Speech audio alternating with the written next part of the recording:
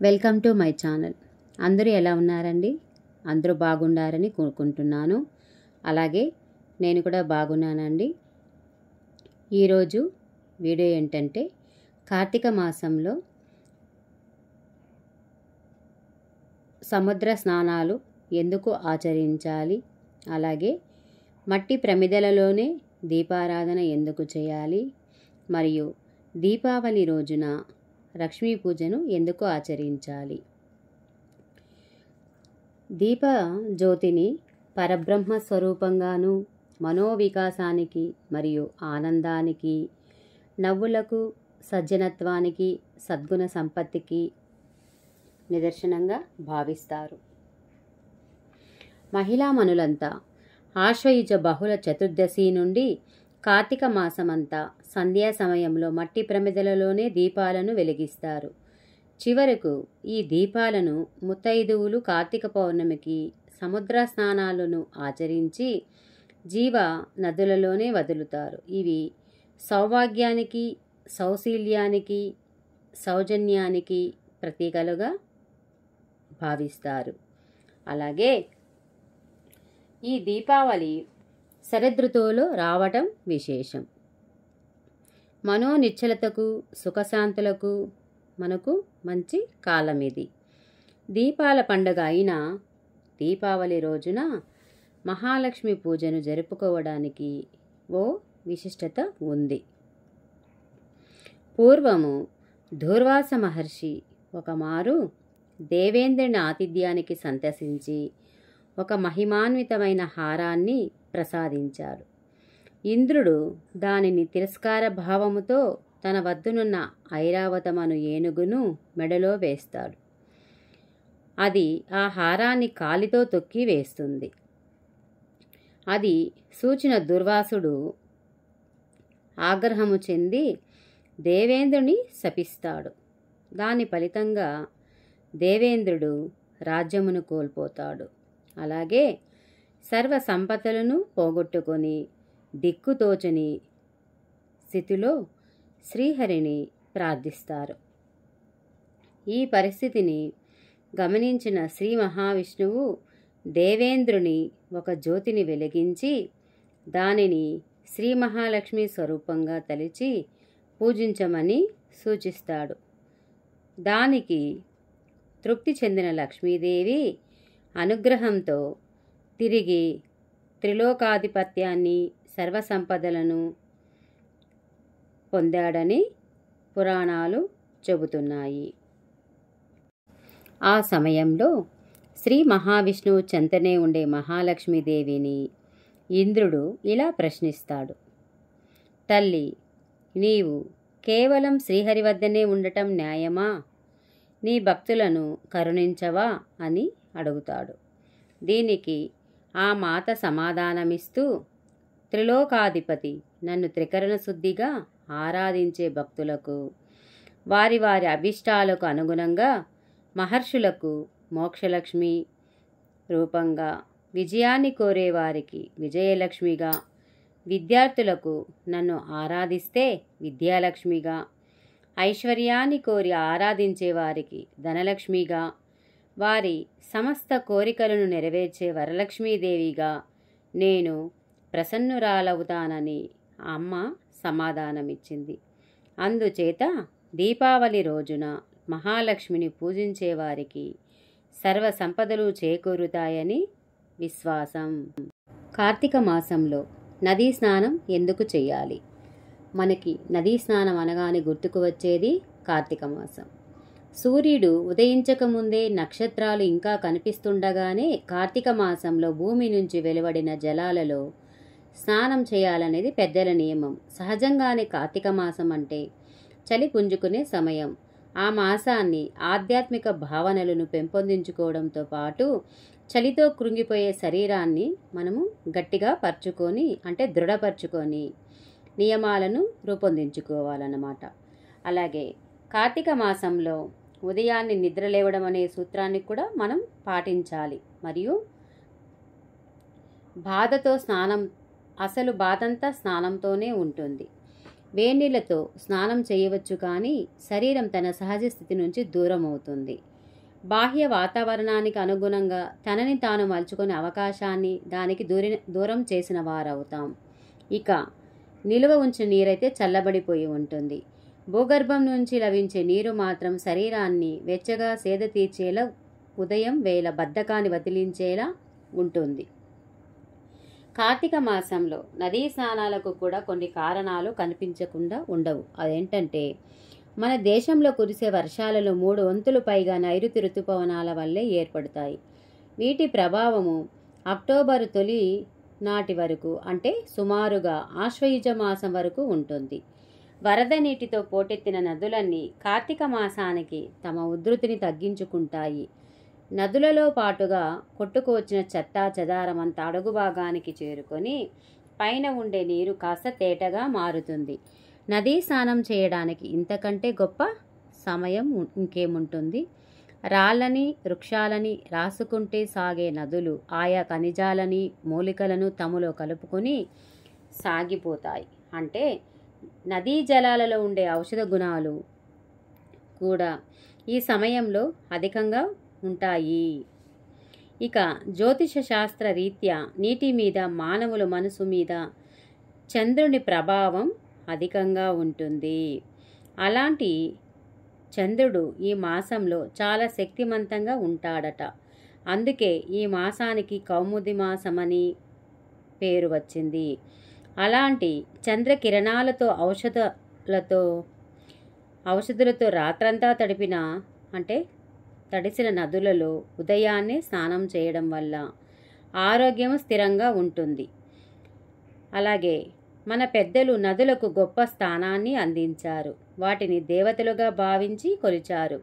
ఇంటిలో స్నానం చేసినా సరే ఆ నీటిని గంగే చ యమున చైవ గోదావరి సరస్వతి నర్మదే సింధు కావేరి జలేస్మిన్ సన్నిధిం కురు అన్న మంత్రాన్ని పఠిస్తూ స్నానము ఆచరించేవారు. గంగా, యమున, సరస్వతి వంటి పుణ్య నదులన్నీ కూడా తాను స్పృశించిన నీటిలో ఉండుగాక అని దీని అర్థము. అలాంటిది సాక్షాత్తు ఆయా నదీ జలాలలోనే స్నానం ఆచరించే సందర్భం వస్తే వదులుకోరు. ఆ సందర్భమే ఈ కార్తీక మాసము. ఈ మాసంలో ఉదయాన్నే నదుల వద్దకు చేరుకొని సంకల్పం చెప్పుకొని పితృదేవతలను తలుచుకొని దాన ధర్మాలు చేసి దీపాన్ని వెలిగించి భగవంతుడిని కొలుచుకోవాలని కార్తీక పురాణం చెబుతుంది. ఇక ఆయా పుణ్య నదులన్నీ కలిసేది సముద్రంలోనే కనుక కార్తీక మాసంలో సముద్ర స్నానం కూడా చేయవచ్చని పెద్దలు చెప్పినారు. కార్తీక మాసంలో దీపారాధన యొక్క మహిమ. వశిష్ఠుడు కార్తీక మాసము వ్రతము యొక్క మహిమ వల్ల బ్రహ్మ రాక్షస జన్మ నుండి కూడా విముక్తి పొందెదరని చెప్పుచుండగా, జనకుడు మహాతపస్వి తమరు తెలియజేయు ఇతిహాసములను వినిన కొలది తనవి తీరకున్నది. కార్తీక మాసంలో ముఖ్యంగా ఏమేమి చేయవలెనో, ఎవరిని ఉద్దేశించి పూజ చేయవలెనో వివరింపమని కోరగా వశిష్ఠుల వారు ఇట్లా చెప్పసాగిరి. జనక, కార్తీక మాసమంతా సర్వ సత్కార్యములను చేయవచ్చును. దీపారాధన అతి ముఖ్యము. దీని వలన మిగిల ఫలము పొందవచ్చును.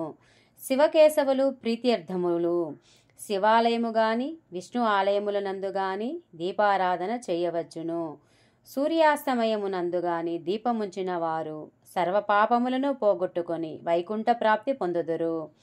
కార్తీక మాసమందు హరిహరాదులు సన్నిధిలో ఆవు నేతితో గాని, కొబ్బరి నూనెతో గాని, అవిసె నూనెతో గాని, విప్ప నూనెతో గాని, మరియు ఏది దొరకకపోయినప్పుడు ఆముదముతో గాని దీపం వెలిగించి ఉంచవలెను. దీపారాధన ఏ నూనెతో చేసినను మిగిలి పుణ్యాత్ములుగాను భక్తిపరులుగాను అగుటే కాకుండా అష్ట ఐశ్వర్యములను కలిగి శివ సన్నిధికి వెళ్ళెదరు. మరియు దీపదాన యొక్క మహత్యం. ఒక రాజశ్రేష్ఠుడు, ఏ మానవుడు కార్తీక మాసము నెల రోజులు పరమేశ్వరుని శ్రీ మహావిష్ణువుని పంచామృత స్నానం చేయించి కస్తూరి కలిపిన మంచి గంధపు నీటితో భక్తిగా పూజించునో అట్టి వానికి అశ్వమేధ యాగము చేసినంత పుణ్యము దక్కును. అటులనే ఏ మానవుడు కార్తీక మాసమంతయు దేవాలయమునందును దీపారాధన చెయ్యునో వానికి కైవల్యము ప్రాప్తించును. దీపదానము చేయుట ఎటులన పైడి ప్రత్తి తానే స్వయముగా తీసి శుభ్రపరిచి వత్తులు చేయవలెను. వరి పిండితో గాని గోధుమ పిండితో గాని ప్రమిద వలె చేసి వత్తులు వేసి ఆవు నెయ్యి పోసి దీపం వెలిగించి ఆ ప్రమిదను బ్రాహ్మణులకు దానమియ్యవలెను. శక్తి కొలిది దక్షిణ కూడా ఇవ్వవలెను. ఈ ప్రకారముగా కార్తీక మాసము అంతా ప్రతిదినము చేసి ఆఖరి రోజున వెండితో ప్రమిదను చేయించి బంగారముతో వత్తిని చేయించి ఆవు నెయ్యి నిండుగా పోసి వెనుక చేసిన ప్రకారముగా గోధుమ పిండితో ప్రమిదను చేసి ఆవు నెయ్యి పోసి దీపం వెలిగించి ఈ నెల రోజులు దానము చేసిన బ్రాహ్మణునకే ఇది కూడా దానమిచ్చి ఎడల సకల ఐశ్వర్యములను కలుగుటయేగాక మోక్షప్రాప్తి కలుగును. దీపదానం చేయువారు ఇట్లు పఠించవలెను. సర్వజ్ఞానం ప్రదం దివ్యం సర్వసంపత్సు కావహం దీపదానం ప్రదస్యామి శాంతిరస్తు సదా మమ అని స్తోత్రం చేసి దీపదానం చేయవలెను. దీని అర్థం ఏమనగా అన్ని విధములు జ్ఞానము కలగజేయవలెనదియు సకల సంపదలు ఇచ్చునది అనియు ఈ దీపదానము చేయుచున్నాను, నాకు శాంతి కలుగునుగాక అని అర్థము. ఈ విధముగా దీపదానము చేసిన తర్వాత బ్రాహ్మణ సమారాధన చెయ్యవలెను. శక్తి లేని యొడల 10 మంది బ్రాహ్మణులకైనను భోజనమిడి దక్షిణ తాంబూలములను ఇవ్వవలెను. ఈ విధముగా పురుషులు గాని స్త్రీలు గాని ఏ ఒక్కరూ చేసినను సిరి సంపదలు, విద్యాభివృద్ధి, ఆయురారోగ్యవృద్ధి కలిగి సుఖింతురు. దీనిని గురించి ఒక ఇతిహాసము గలదు, దానిని వివరించెదను. ఇట్లా చెప్పసాగెను. పూర్వకాలమున ద్రవిడ దేశమునందు ఒక గ్రామము ఒక స్త్రీ గలదు. ఆమెకు పెండ్లి అయిన కొలది కాలమునకే భర్త చనిపోయెను. సంతానము గాని ఆఖరి బంధువులు గాని లేరు. అందుచేత ఆమె ఇతర ఇండ్లలో దాసీ పని చేయుచు అక్కడనే భుజించుచు ఒకవేళ వారి సంతోషము కొలది ఏమైనా వస్తువులు ఇచ్చిన ఎడల ఆ వస్తువులను ఇతరులకు హెచ్చు ధరకు అమ్ముకొనుచు ఆ విధముగా తన వద్ద పోగైన సొమ్మును వడ్డీలకు ఇచ్చి మరింత డబ్బును కూడబెట్టుకొనుచు దొంగలు దొంగలించి తీసుకువచ్చిన వస్తువులను తక్కువ ధరకు కొని ఇతరులకు ఎక్కువ ధరలకు అమ్ముకొనుచును సొమ్ము కూడబెట్టుకొనుచుండెను. ఈ విధముగా కూడబెట్టిన ధనమును వడ్డీలకిస్తూ శ్రీమంతుల ఇండ్లలో దాసీ పనులు చేస్తూ తన మాటలతో వారిని మంచి చేసుకుని జీవించుచుండెను. ఎంత సంపాదించినా ఏమి ఆమె ఒక్క దినము కూడా ఉపవాసము గాని దేవుని మనసారా ధ్యానించుట గాని చేసి ఎరగదు. పైగా వ్రతములు చేసేవారిని తీర్థయాత్రలకు వెళ్లేవారిని చూసి అవహేళన చేసి ఏ ఒక్క భిక్షగాడికి పిడికిడి బియ్యమును పెట్టక తాను తినక ధనమును కూడబెట్టుకునిచుండేది. అటుల కొంతకాలము జరిగిను. ఒక రోజున ఒక బ్రాహ్మణుడు శ్రీరంగములోని శ్రీరంగ నాయకులను సేవించుటకు బయలుదేరి మార్గమధ్యమున ఈ స్త్రీయున్న గ్రామమునకు వచ్చి ఆ దినము అక్కడొక సత్రములో మజిలీ చేసెను. అతడు గ్రామముల మంచి చెడ్డలను తెలుసుకొని ఆ పిసినారి స్త్రీ సంగతి కూడా తెలుసుకుని ఆమె కడకు వెళ్ళి, అమ్మా, నా హిత వచనము ఆలకింపుము. నీకు కోపం వచ్చినా సరే మన శరీరము శాశ్వతము కాదు, నీటి బుడగ వంటిది. ఏ క్షణములో మృత్యువు మనను తీసుకుని పోవునో ఎవ్వరూ చెప్పలేరు. పంచభూతములు 7 ధాతువులతో నిర్మించబడిన ఈ శరీరములోని ప్రాణము జీవము పోగానే చర్మము మాంసము కుల్లి దుర్వాసన కొట్టి అసహ్యముగా తయారగును. అటువంటి ఈ శరీరాన్ని నువ్వు నిత్యము భ్రమించుచున్నావు. ఇది అజ్ఞానముతో కూడిన దురాలోచన. తల్లి, నీవు బాగా ఆలోచించుము. అగ్నిని చూసి మిడత దానిని తినేద్దామని భ్రమించి దగ్గరికి వెళ్లి భస్మమగుచున్నది. అటులనే మానవుడు కూడా శాశ్వతమని నమ్మి అంధకారములో పడి నశించుచున్నాడు. కావున నా మాటను విని తిని తినక ఇతరులకు పెట్టక అన్యాయముగా ఆర్జించిన ధనము ఇప్పుడైనా పేదలకు దాన ధర్మములు చేసి పుణ్యమును సంపాదించుకునుము. శ్రీమన్నారాయణుని స్మరించుము, మోక్షమును పొందెదవు. నీ పాప పరిహారార్థముగా వచ్చే కార్తీక మాసమంతియు ప్రాతకాలమున నదీ స్నానము ఆచరించి దాన ధర్మములు చెయ్యి. బ్రాహ్మణులకు భోజనము పెట్టినచో వచ్చే జన్మలో నీవు పుణ్యవతివై సకల సౌభాగ్యాలను పొందగలవని ఉపదేశమిచ్చెను. ఆ వితంతురాలు బ్రాహ్మణుడు చెప్పిన మాటలకు తన్మయురాలై మనసు మార్చుకొని ఆనాటి నుండి దాన ధర్మములు చేసి కార్తీక మాస వ్రతము ఆచరించుటకు జన్మరాహిత్యమై మోక్షము పొందెను. కావున కార్తీక మాసములో వ్రతములో అంత మహత్యము ఉన్నది. మీకు నా ఈ ఛానల్, ఈ కంటెంట్ నచ్చినట్లయితే లైక్ చేయండి, షేర్ చేయండి, సబ్స్క్రైబ్ చేయండి. Thank you for watching this video. నన్ను ఆదరించండి.